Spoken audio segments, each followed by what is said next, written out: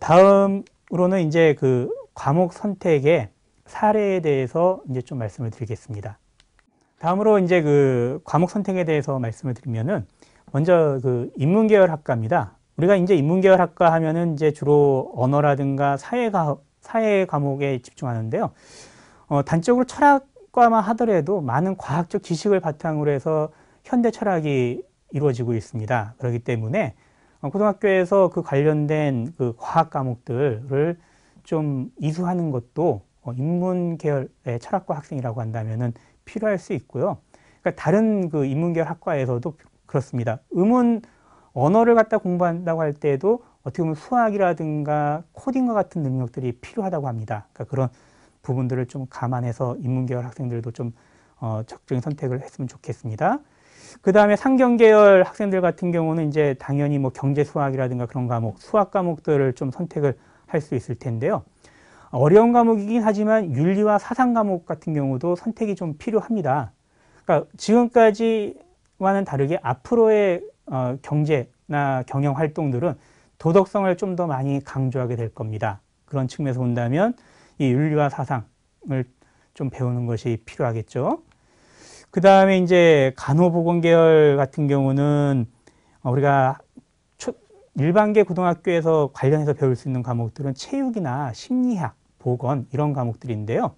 이런 부분들도 필요하지만 사람을 대하고 또 사람을 치료한다는 측면에서 본다면 생활과 윤리와 같은 과목들도 좀 더 적극적으로 배울 필요가 있습니다. 어떻게 보면 간호 쪽에서는 그러니까 아주 어려운 수학보다는 그러니까 어느 정도 확률과 통계 아니면 미적분 정도의 단계에서의 수학까지만 해도 된다 이렇게 보시면 될 것 같고요.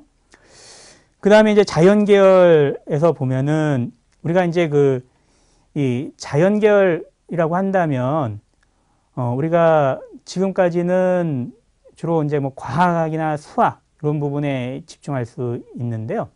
우리가 이 자연계열에서도 앞으로는 어떤 그 정보 처리 능력이 필요하거든요. 컴퓨터로 많은 부분들이 이루어지지 않습니까? 그래서 이 정보 과목 같은 경우도 이 자연계열 학생들이 좀 선택해서 배우면은 어떨까 싶습니다.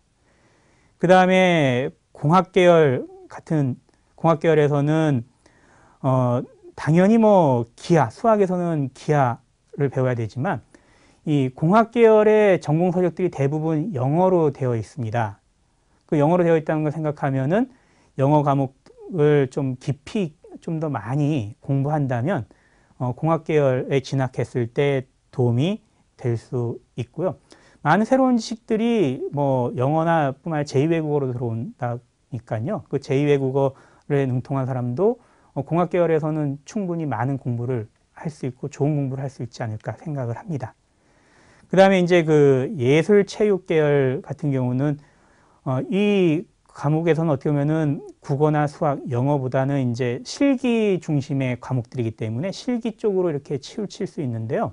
우리가 이 예술이라고 하는 것이 인간의 감정이나 사상을 표현한다고 생각을 한다면 역사 과목이나 아니면 윤리 과목들도 예술체육계열 학생들이 배울 만한 과목이지 않을까 생각을 합니다.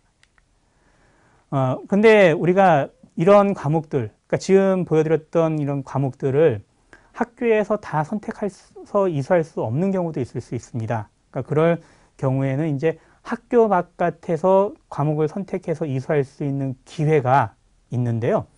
이 지도에 보시는 것처럼 우리 교육청에서 학생들한테 학교 바깥에서 배울 수 있는 기회를 크게 이제 4가지 유형으로 이제 제공을 하고 있습니다. 뭐 공유 캠퍼스형이라고 해서 지역 내에 몇 개 학교가 함께 학생들에게 공통의 교육 과정을 갖다가 제공하는 경우도 있고요.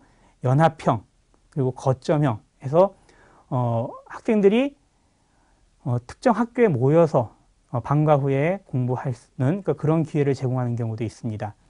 학교에서 편성되지 않아서 듣기 어렵다고 한다면 이런 그 교육 과정들을 이용해서 이수할 수 있는 기회가 있다는 걸 아시고, 그래서 학교에 진로 선생님이나 아니면 담임 선생님, 교과 선생님께 이렇게 이수할 수 있는 방법들을 물어보고 자신이 나름대로 개척해 가는 것들이 좀 더 필요하지 않을까 생각합니다. 다음에 이제 과목 선택의 참고 자료에 대해서 이제 말씀을 드리면요.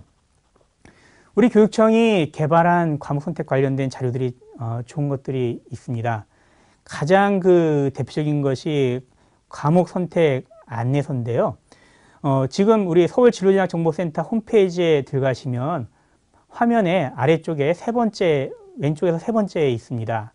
거기 보시면 이 과목 선택 안내서가 있고요. 그러니까 이 선택 안내서를 보시면 과목에서 들어가 있는 내용이 뭐고 또 그 과목을 배웠을 때 어떻게 활용할 수 있고 또 어떤 대입이라든가 어떻게 연관되고 하는지를 다 볼 수 있고 대학의 대표적인 전공들도 실려 있습니다. 그래서 그 전공별로 또 우리가 필요한 과목들을 안내를 소개를 하고 있으니까 그것도 같이 참고로 보시길 바랍니다.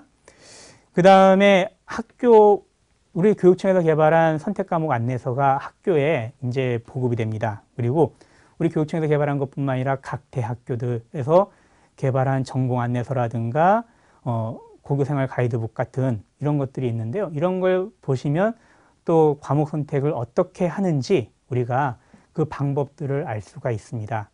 이런 자료들 적극적으로 활용하시면 좋습니다. 그리고 좀 전에 말씀드렸던 그 과목 선택 안내서가 책자로 되어 있는데요. 그 책자로 보급할 뿐만 아니라 학생들이 쉽게 컴퓨터를 통해서 볼 수 있게 선택 과목 안내서를 엑셀 파일로 제작해서 학교에도 보급을 합니다. 그래서 그 학교에 보급된 엑셀 파일을 다운받으셔서 활용하셔도 되고요. 아니면 우리 서울진로진학정보센터 홈페이지에 들어가시면은 이 파일이 있습니다. 이 파일을 다운받으셔서 이용하신다면은 아마 집에서도 쉽게 보시면서 과목 선택하는데 많은 도움을 받으실 수 있을 겁니다. 예, 오늘 2015 개정교육과정과 과목 선택에 대해서 말씀을 드렸습니다. 예, 이상으로 마치겠습니다. 예, 감사합니다.